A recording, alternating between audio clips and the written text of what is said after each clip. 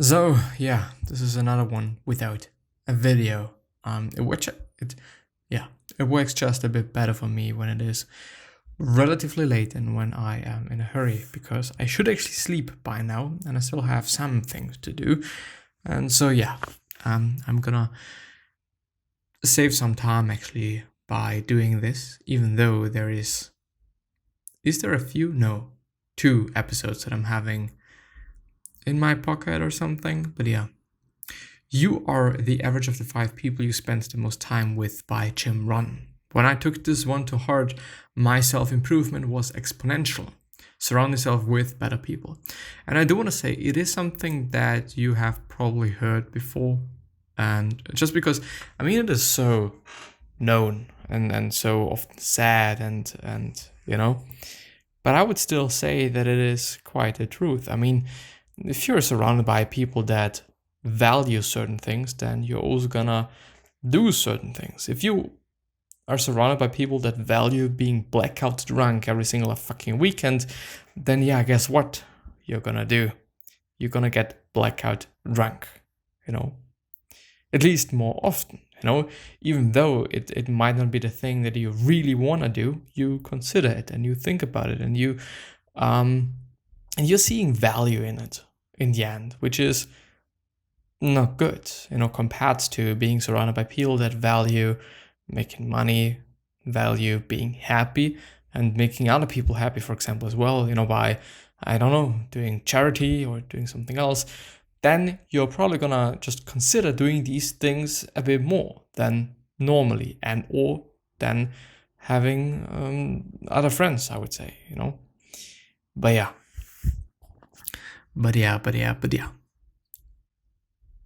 Is this relevant here? How to recognize what you control by the Cool Guides subreddit. Things you can't control, other people's feelings, other people's words, and other people's behavior. Things you can control, your words, how honest you are, your opinion, who you spend time with, your actions, your work ethic, self-care, and what media you consume, which, by the way, is something that I've been talking about really, really often, but I've kind of, lost it a bit, I'd say. But the media that you're consuming is the exact same thing as the people that you're surrounding yourself with. If you're surrounding yourself with media that is overly sad and overly negatively emotional, then of course, guess what you're gonna be? If I'm listening to sad music all the time, I am gonna be sad. Which doesn't mean that you should not be listening to emotionally negative things, music, podcasts, whatever it might be about. Sometimes it's just what we need. We can't always be positive. There's going to be some moments in life where you're not going to be positive. That's it, quite. And I would also say that I'm often also listening to sad music just because I want to be sad and or just because I like it. And then it is also really fine. It shouldn't just change your mood. It shouldn't just control you. It shouldn't just, make you feel worse. This is not the point of life, I would say. Feeling bad and always seeing the bad in everything. This is not what life should be about. Unfortunately, for some people it is, but we can change things. We are in charge. It is all about us. It is all about how we are thinking about things. Of course, I can see so many negative things in the situation that I am in and that we all are in at this point in time to some degree. But I can also see something good, something positive, something that I actually want to see.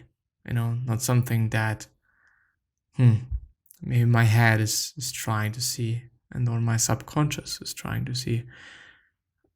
In the end, because of course it must come from somewhere, that I'm seeing that and other people are seeing that. But anyway, is it wrong to always enjoy being alone or alone over doing something with others?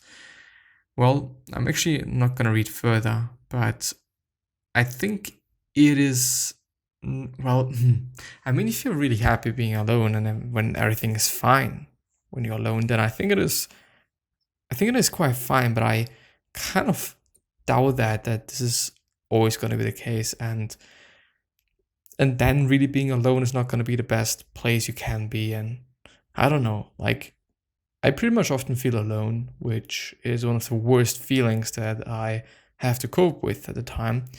And I have been feeling quite alone in recent periods of time. But, it is really not pleasurable. It is really not a great feeling to have, and it is really not something nice to think and have to cope with, So yeah, I wouldn't necessarily say that in the long term this is a good strategy and this is a good thing to do, because who knows how things are going to change and in which way things are going to change in the future. So you might be in a place where you actually need people, but of course, if you're not just taking the time to meet people or meet with people and do something with people, guess what? They are probably also not going to be there for you if you need them. Yeah. Always remember how far you come. This is actually a very cool drawing. There is somebody standing on the second peak of, the first peak of a mountain, and looking up and being, wow, there is quite something to go to this second peak. And then there is, on the other hand, the exact same picture, but this time the person is looking down the first peak, being like, wow, this is what I've already achieved. This is what I've already done. This is what I've already been able to make. Something really to think about, something really to consider. Above it all, you keep raising your prices. The store does. It's terrible. Yeah, inflation. You should be ashamed. I have no emotional connection. Why not? I'd be like you. Yeah. I actually sometimes really feel that being too overwhelmingly emotionally connected to something is relatively often not a good thing.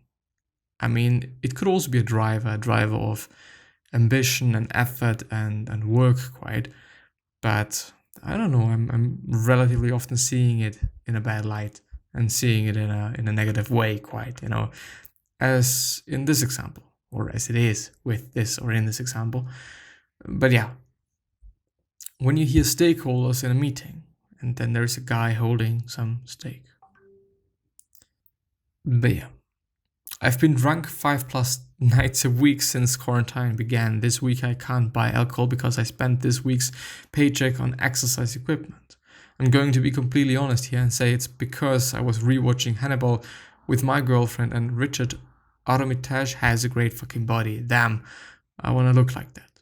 If my girlfriend asks, it's something I want to improve my mental and physical health and gain a hobby like physical fitness, since we already got into an argument about my bisexual ass looking at the screen a little too closely. I'm pretty mentally ill and can't motivate myself to do the most basic tasks half the time, so I'm starting with 5 pull-ups. MWF, I don't know what this means, but anyway.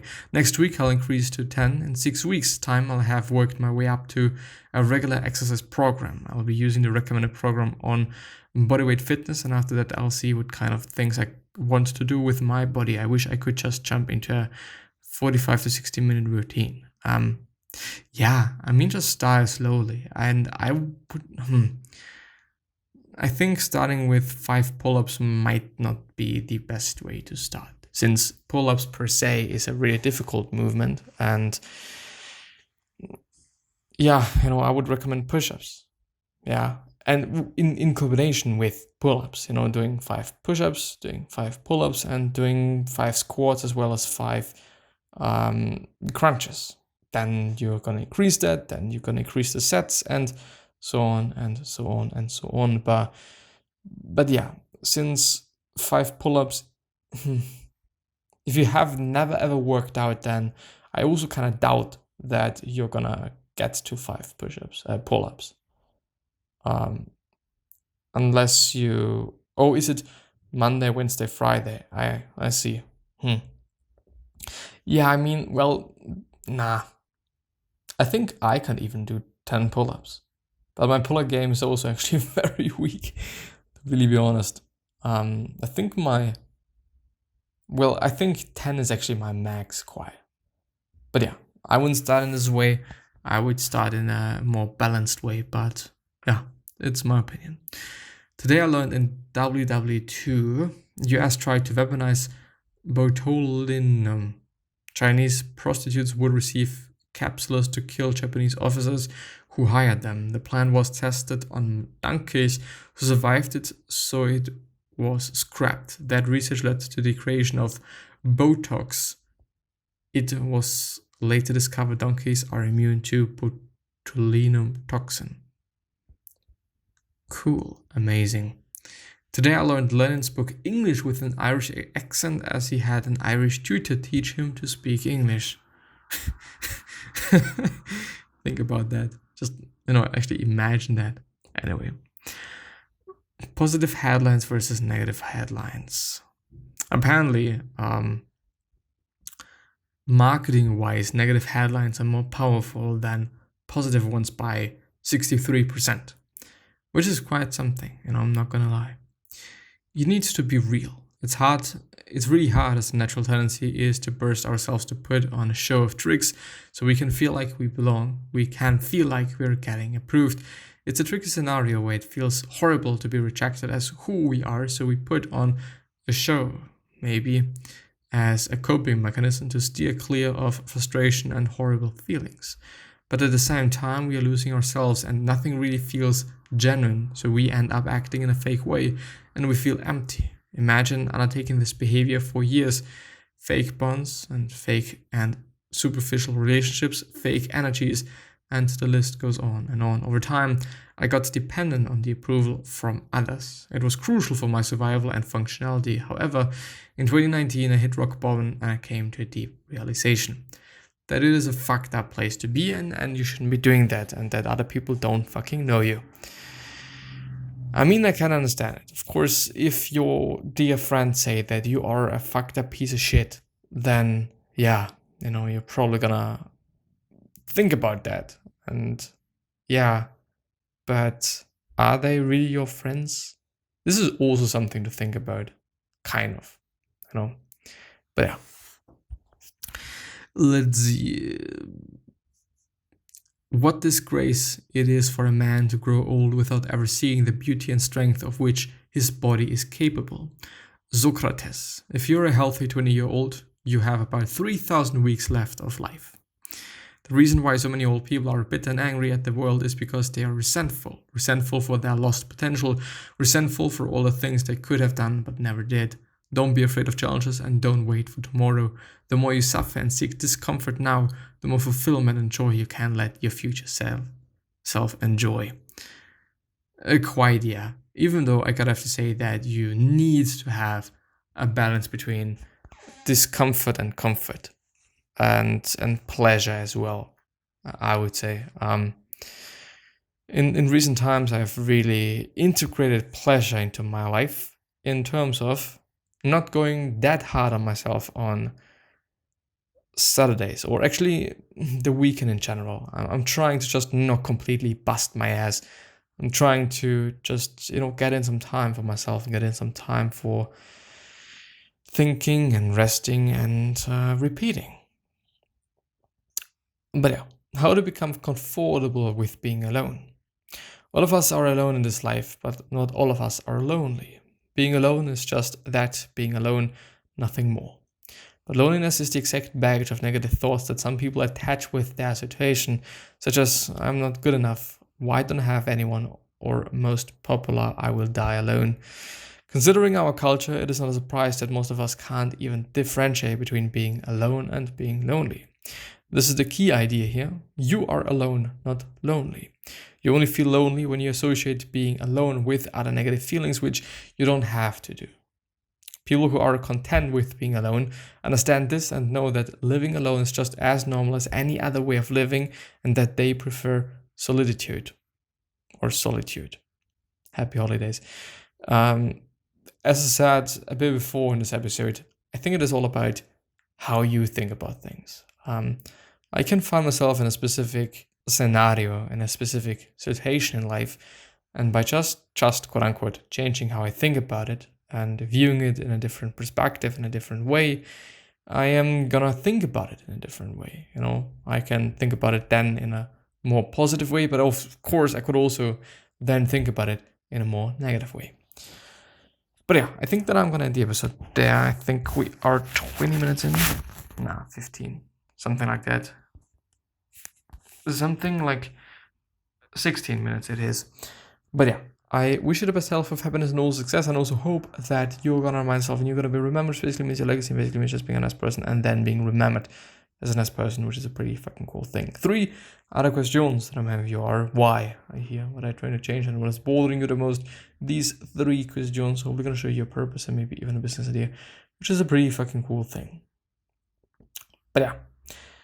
3 questions that I'm having for you are: why are you here? What are you trying to change? And what's bothering you the most?